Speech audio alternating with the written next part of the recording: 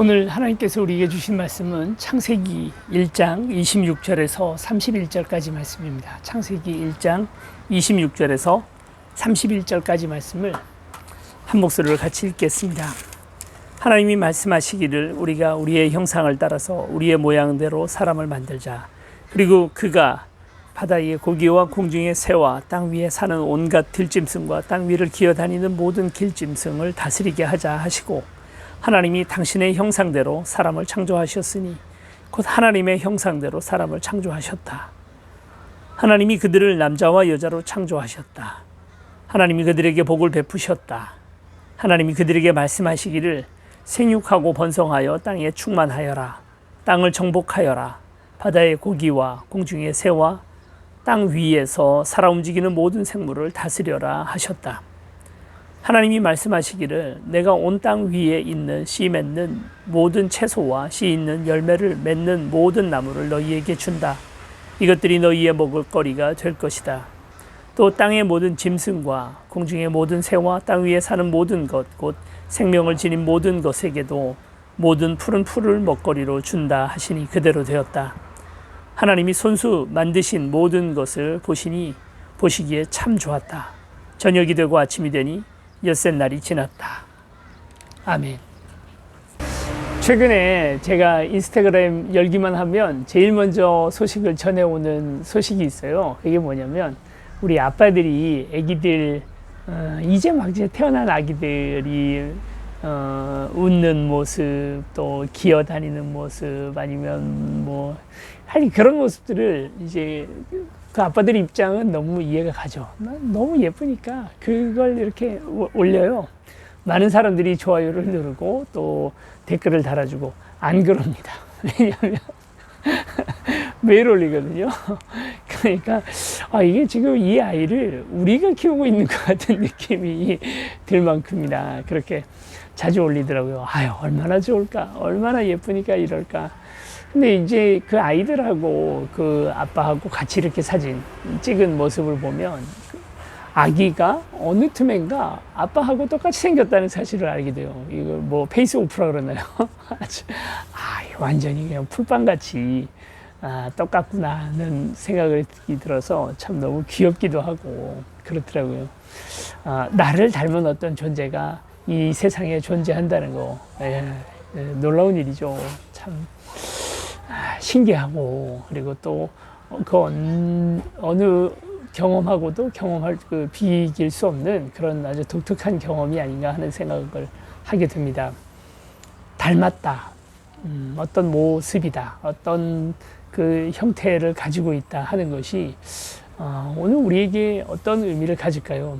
하나님을 닮은 오늘 우리, 하나님의 형상대로 창조되어져 있는 오늘 우리의 모습을 우리가 생각해 볼 때 이것과, 그리고 지금 우리가 사명 시리즈를 제가 이제 설교를 하고 있잖아요. 지난주는 이제 다윗에 관한 이야기를 했는데, 이번 주 이제 아담이 받았던 사명에 관련된, 그리고 또 그것은 어찌 보면 온 인류의 사명이기도 합니다.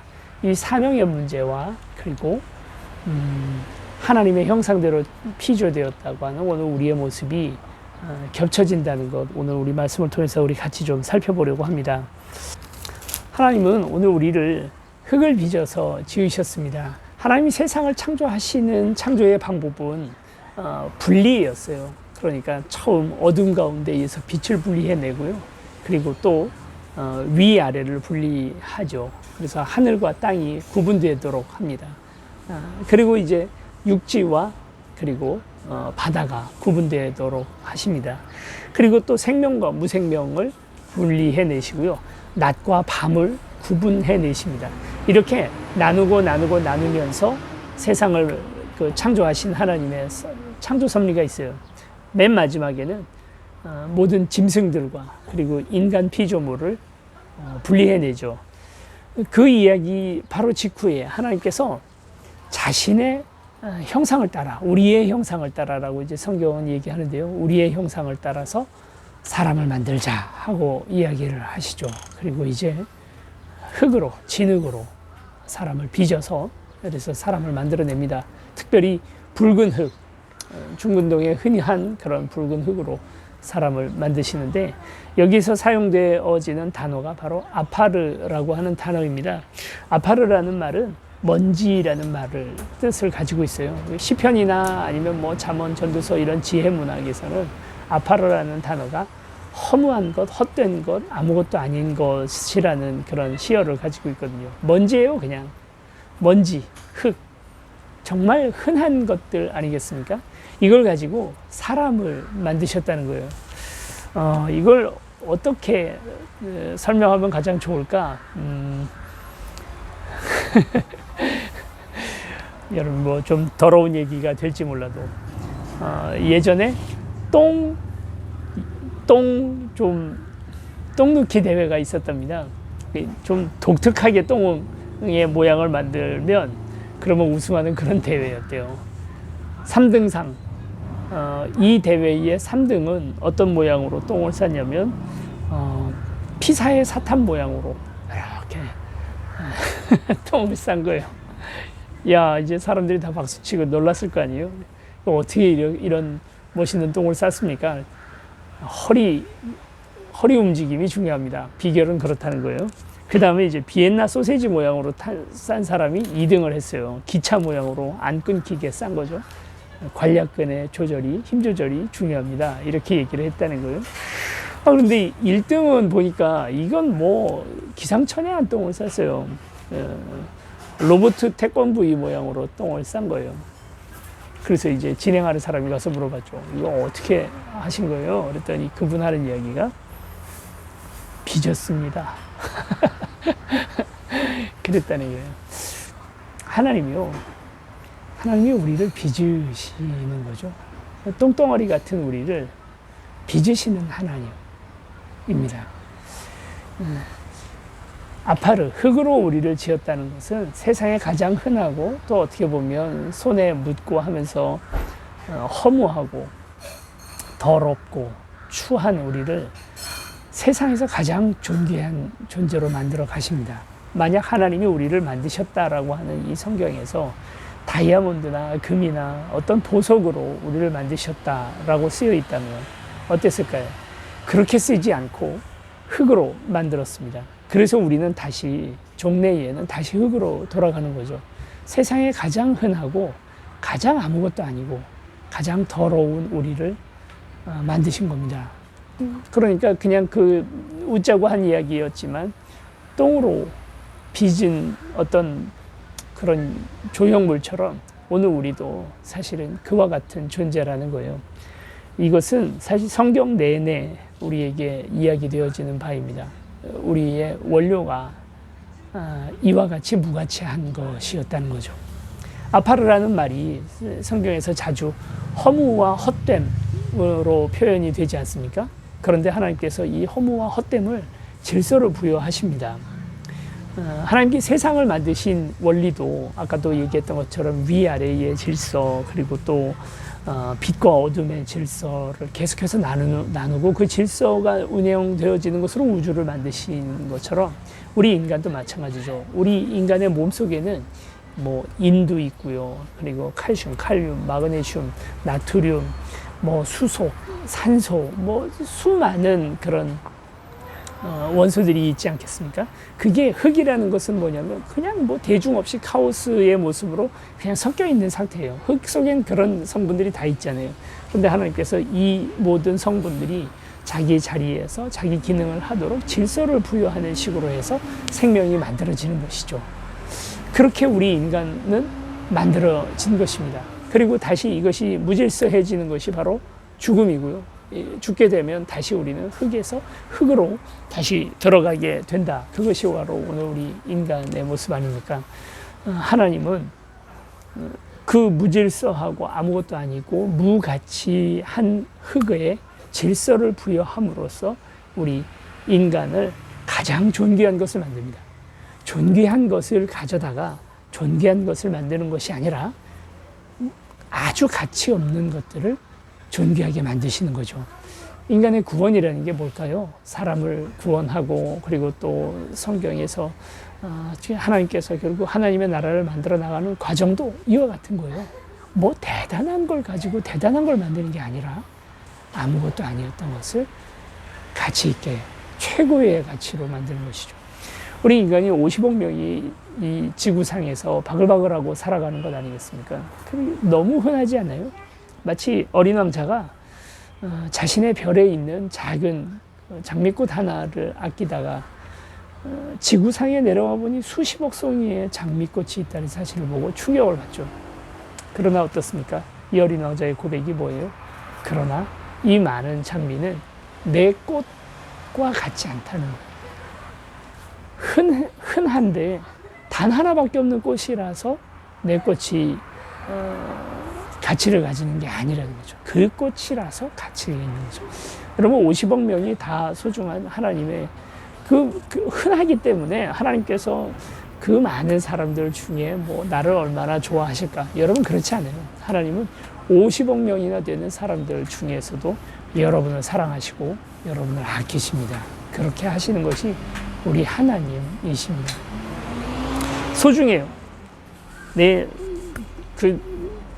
나의 원료는 흙이고, 그리고 또 나 같은 사람 수도 없이 많지만 하나님께서는 나를 가장 소중히 여기십니다. 그래서 인간의 최대의 악 중에 하나가 바로 하나님의 이 작품인 인간을 우리가 죽이거나 아니면 또 홀대하거나 그 가치를 우리가 무시하고 살아간다면 그것은 커다란 죄악이라고 이야기할 수 있을 것입니다. 하나님 흙으로 우리를 만드셨어요. 그래서 허무함을 변화시켜서 지극히 가치 있는 것으로 만드시고, 내 인생도 허무하잖아요. 허무하고 헛되고 아무것도 아니고 똥덩어리 같은 내 인생이란 말이에요. 근데 그 인생을 하나님께서 가치 있는 인생으로 바꾸어 나가는 과정이 바로 창조고, 그게 생명력이고 삶이라는 것이죠. 자, 근데 하나님이 우리를 그냥 만드신 게 아니라 하나님의 형상으로 만드셨습니다. 우리의 원료가 귀한 것도 아니고 우리가 단 하나의 존재라서 귀한 것도 아니에요. 근데 왜 우리가 인간이 인간답게 가장 소중한 존재입니까? 바로 그 원인은 우리의 안에 있는 하나님의 형상 때문에라는 것입니다. 하나님의 형상, 히브리어로는 첼렘, 또 드무트라는 말이 이제 사용이 되어졌는데, 이게 도대체 뭘까? 하나님도 우리처럼 머리털이 있고 또 눈이 있으시고 코가 있으시고 입이 있으시고 이런가? 우리 가끔 눈 오면 뭐라고 얘기해요? 우리 어렸을 때 눈 오면 하나님 똥 누시나, 뭐 비 오면 하나님 오줌 누시나, 뭐 이렇게 생각하잖아요. 하나님 정말 배설도 하시고 잡수시기도 하시고 잠도 주무시고 그러시나요? 하나님은 영이시고 신이시죠.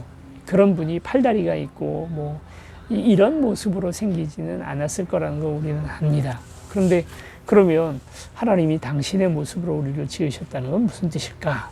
이것은 중분동의 그 전통들을 좀 알아야 합니다. 첼렘이라는 말과 드무트라는 말이 히브리어로 쓰였는데, 이 말이 쓰여지는 용례를 좀 봐야 되는데요. 성경 안에는 비슷한 용례가 다시 나타나지 않지만 성경을 제외한 다른 고대 사본에 의하면 첼렘과 드무트라는 말이 사용되어지는 용례는 이런 것이죠. 여러분 이제 그 이집트의 고대 이집트 박물관 같은 데 가면 뭐 피라미드나 스핑크스 같은 것 이렇게 전시되어져 있는 곳에 이제 가게 되면, 거기에 가면 왕, 특히 뭐 람세스 유명하잖아요. 람세스와 같은 왕의 흉상들이 잔뜩 있습니다. 이게 왜 있을까? 요즘처럼 뭐 사진 기술이 있는 시절이 아니었기 때문에, 그리고 종이가 없어서 초상화를 그릴 수 없기 때문에, 그래서 초상화를 남기느라고 그랬나 보다라고 생각을 했는데, 그렇다기보다도 정치적인 목적이 있어서 그런 왕의 형상들을 만들어낸 것입니다. 뭐냐면요, 왕이 직접 다스리는 나라잖아요. 그런데 이 나라를 왕이 직접 가서 다스릴 수가 없어요. 뭔가 판결을 하고 판단을 하고 해야 되는데 왕이 직접 가지를 못합니다. 그러면 누가 가냐면 대리자, 왕의 지방관이 왕의 이 석상을 가지고 갑니다. 그리고 석상을 앞에다 두고 그 지방에서 왕 대신 자기가 다스려 놓고는 그 왕의 석상이 옆에 있으니까 이게 바로 왕이 되는 거죠. 반란이 일어나서 이제 더 이상 그 왕의 통치가 이루어지지 않는 상태가 되면 반란군은 제일 먼저 와서 그 지방관의 그 석상, 왕의 석상부터 딱 깨는 거예요. 그 왕을 죽인 거나 다름없는 것이고 그렇게 반란을 일으킨답니다. 그런 거죠. 이걸 바로 첼렘 드무트라고 얘기를 합니다. 그러니까 하나님의 형상, 하나님의 모양이라는 것은 하나님의 대리자, 하나님이 직접 오셔야 되는데 그러지 못하는 여러 사정이 있어서 그래서 인간이 하나님 대신해서 이 모든 것들을 행하는 상태가 바로 형상이고 하나님의 모양인 것입니다. 하나님이 당신의 모양대로 오늘 우리를 창조하셨다는 건 무슨 뜻이냐면 이 세상 다스림과 관련이 있어요. 그래서 오늘 성경 본문 그 뒷부분에 보면 바로 하나님의 형상에 대한 이야기와 함께 하나님의 다스리심, 그리고 우리를 향하여 인간에게 주는 첫 번째 사명이 바로 이 안에 있는 것입니다. 첫 번째 사명이자 궁극적인 인간의 사명이라고 얘기할 수 있겠는데 그게 바로 뭐냐면 하나님 대신 이 땅을 다스리는 것입니다. 아까도 말씀드렸던 것처럼 하나님께서 우리를 지으실 때, 그리고 또 온 인류를, 그리고 온 우주를 지으실 때 쓰셨던 방법이 바로 뭐냐면 무질서함을 질서로 구분하셨던 거거든요.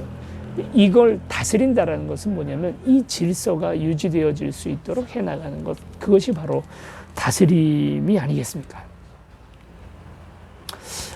여러분 영화 광해라는 영화 아시죠? 이 영화에 어떻게 보면 좀 클리셰라고 할까요? 그 이전에 그 비슷한 이야기가 카게무샤라는 영화가 있었습니다. 구로자와 아키라 감독이라고 하는 일본이 나온 아주 세계 최고의 명장 감독입니다. 조지 루카스 같은 감독들이 다 존경했던 감독입니다. 조지 루카스, 그러니까 스타워즈, 이런 영화들이 다 사실은 이 구로자와 아키라 감독이 찍었던 영화를 클리셰로 만든 영화들이 바로 그렇다는 거예요. 그럴 만큼이나 정말 대단한 겁니다. 요즘 일본 영화는 쓰레기죠.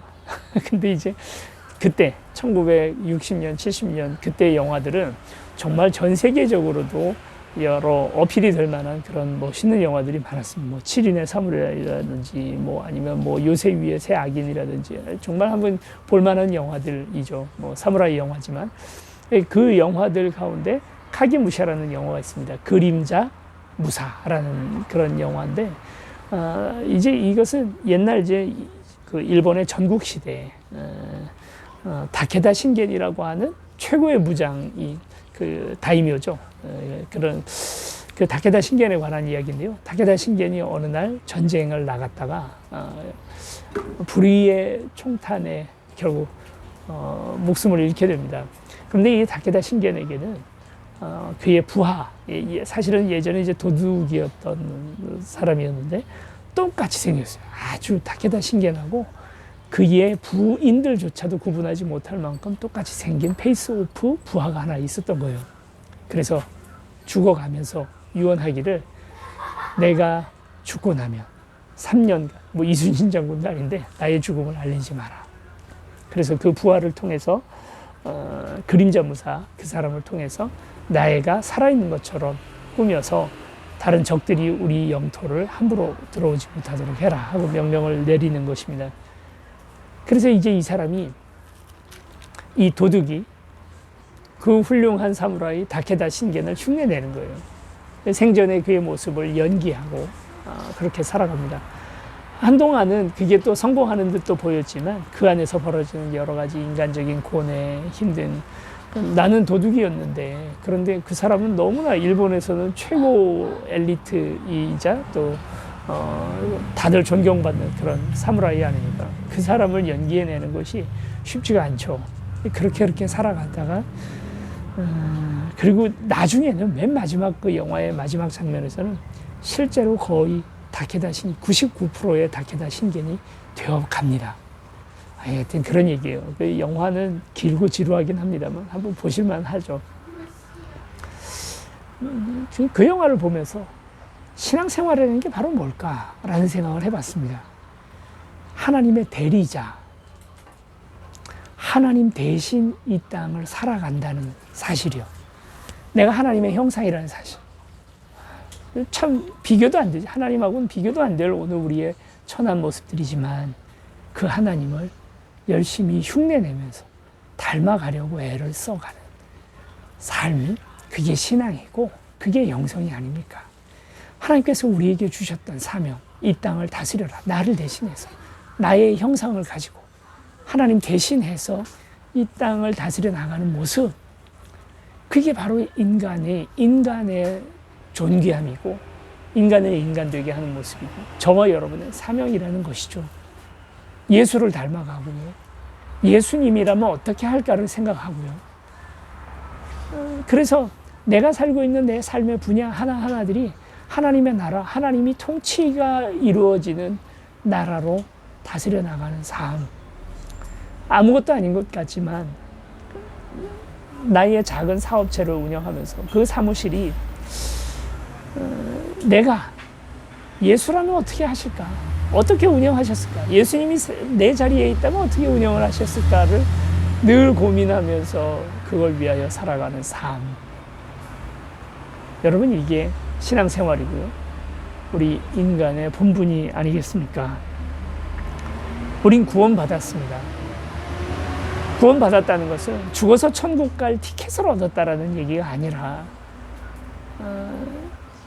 아담과 하와가 이 사명을 잃어버리잖아요. 죄악 때문에, 자기중심주의 때문에. 하나님이라면 어떻게 사실까가 아니라 내가 이 삶을 어떻게 살까를 가지고, 우리 지난주 김지현 목사님 말씀을 통해서 우리가 같이 들었습니다. 하나님을 주인으로 삼는 게 아니라 인간을 주인으로 삼는 그 선악과를 따먹은 모습으로 우리가 죄악을 저지르게 되죠. 그래서 사명을 잃었어요. 우리는 우리 멋대로 살아왔습니다. 그러나 이제 우리는 다시 예수 그리스도의 십자가로 말미암아 다시 구원을 받고 원래의 모습을 회복할 수 있게 되었습니다. 그러면 제일 먼저 해야 되는 게 뭐죠? 하나님의 형상의 이 모습, 하나님께서 내게 주셨던 이 사명을 다시 회복해야 돼요. 그래서 내가 살고 싶은 대로 그냥 막 사는 게 아니라 하나님의 대리자라고 하는 정체성을 다시 회복해야 된다는 거죠. 저나 여러분이나, 그쵸, 죄인이죠. 아담과 하와, 그들이 갔던 것처럼 다 진흙을 존귀한 인간의 생명으로 만들어 오셨던 하나님의 창조의 섭리를 반해서 우리는 죽음의 길, 반드시 죽으리라 하신 하나님의 말씀은 다시 아파르로 돌아가고 있는 오늘 우리의 모습, 다시 그 더럽고 허무하고 아무것도 아닌 존재로 다시 돌아가고 있던 오늘 우리가 예수님의 죽으심으로 말미암아, 그래서 다시 우리가 회복된 것 아닙니까? 이제는 하나님의 형상이 회복되어야 합니다. 예수 믿는 사람이 해야 할 일이 뭘까? 우리가 이제 나란히 걷는 질문이라고 하는 영상 요즘에 계속 이제 보여주고 있는데, 지지난주에 나왔던 게 이제 술과 담배에 관한 얘기입니다. 예수 믿는 사람, 그 영상의 마지막에 단 한마디를 넣었어야 되는데 넣지 못한 말이 하나 있었는데요. 오늘 좀 얘기를 드리자면 그런 거예요. 술, 담배의 그 윤리 규정이라는 것이 우리 기독교인들에게 주는 안 좋은 해악 중에 하나가 바로 뭐냐면, 술과 담배만 안 하면 그러면 내가 기독교인으로서 해야 할 바를 다 했다라고 믿는 착각이죠. 난 술도 안 먹고 담배도 안 피니까 나는 기독교인이다라고 믿는 큰 착각이라는 것입니다. 술은 해도 돼요. 담배 해도 됩니다. 그게 그걸 안 하는 게 문제 아니에요. 그래 놓고는 내 주변의 이웃들을 내 몸같이 사랑하지도 않고 미움, 차별, 그리고 또 누군가를 향한 폭력적인 어떤 그런 언사라든지 이런 모든 것들은 다 하면서 술, 담배 안 하니까 기독교인이라고 착각하고 살아가는 거. 그냥 나의 알량한 윤리 기준에 그냥 어떻게 보면 그냥 가림막 정도 기능밖에 못하는 그런 모습들을 통해서 이건 아니지 않나. 우리가 해야 할 바는 뭘까요? 어마어마한 걸 하나님께서 우리에게 원하십니다. 행위로 구원받는 건 아니에요.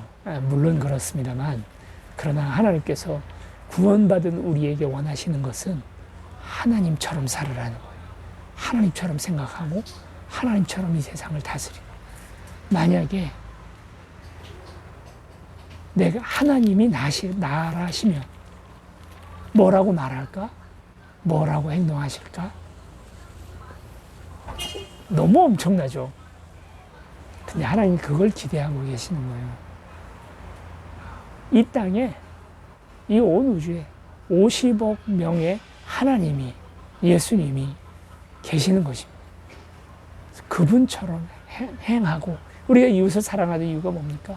그분이 하나님 대리자이기 때문에. 왜 우리가 이웃을 죽이지 않나요? 그분을 죽이는 것은 곧 하나님을 죽이는 것이기 때문이기 때문에. 누군가를 싫어하고 미워하고 이용한다면 그건 곧 하나님을 향하여 그렇게 하는 것이기 때문입니다. 영화 얘기 오늘 자꾸 하는데, 영화 아바타라는 영화 여러분 아시죠? 그 영화에서 어떻게 보면 원시 부족, 외계인도 원시 부족이었는데 그 원시 부족들끼리 서로 하는 인사가 뭐라고 얘기합니까? 당신 안에, 신 이름 정확히 기억나지 않는데, 당신 안에 그 신을 배웁니다 하고 인사를 해요. 멋있지 않아요? 옆에 분들하고 같이 인사 나누시죠. 당신 안에 예수 그리스도를 배웁니다. 그게 어쩌면 신앙생활의 가장 기본이고 처음이자 마지막일 것 같아요. 하나님 여러분 안에 형상으로 존재하십니다. 결국 이 사명을 회복하고 살아가는 삶이 인간이 인간다운 삶이다. 우리의 원료가 우리가 훌륭하거나 우리가 만들어지는 과정이 훌륭해서 우리 인간이 인간인 것이 아니라, 그리고 우리가 똑똑하고 이성이 있고 다른 어떤 동물보다도 더 강력한 동물이기 때문에 우리가 존귀한 게 아니라 우리 안에 있는 하나님의 형상과 그 사명 때문에 우리는 존귀합니다. 여러분, 이 사실 마음에 품고 한 주간 하나님의 나라를 여러분 삶에서 구축하면서 살아가는 여러분들이 되기를 축원합니다.